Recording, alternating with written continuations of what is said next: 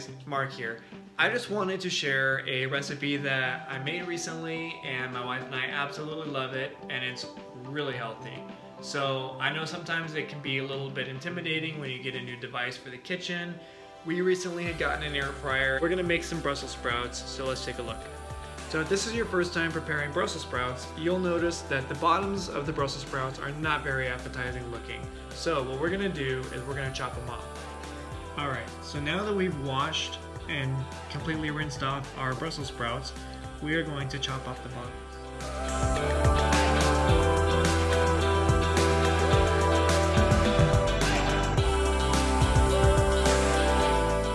And for this amount of Brussels sprouts, I'm actually going to use 2 tablespoons.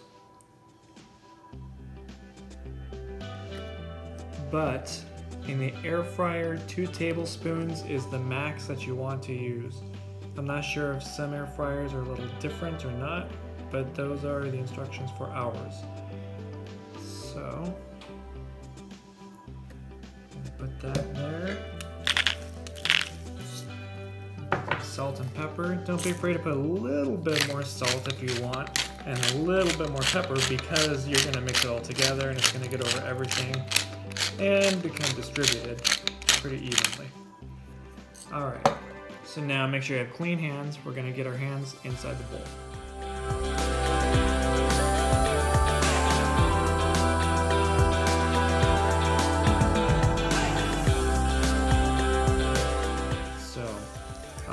This is going to be pretty much ready to go.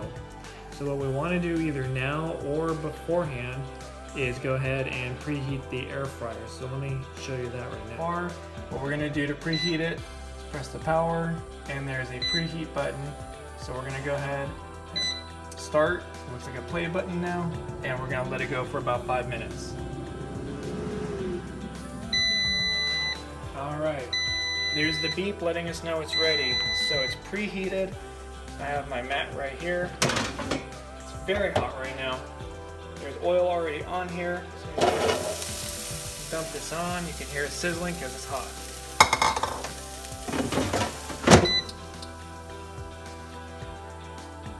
Alright, so we are going to go ahead and hit start. This little broccoli here is our greens veggies. So it's going to do it 300 degrees for 10 minutes. And we are going to hit play.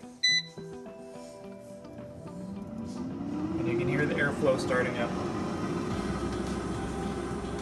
Alright, so what I didn't get was that it did beep at me telling me I need to pull it out and shake it. That way you can already see they're nice and green right now. And then it's going to start back up.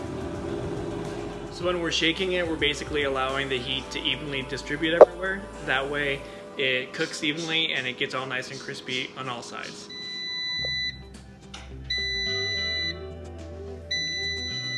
There we go. So, look at that. Looks amazing.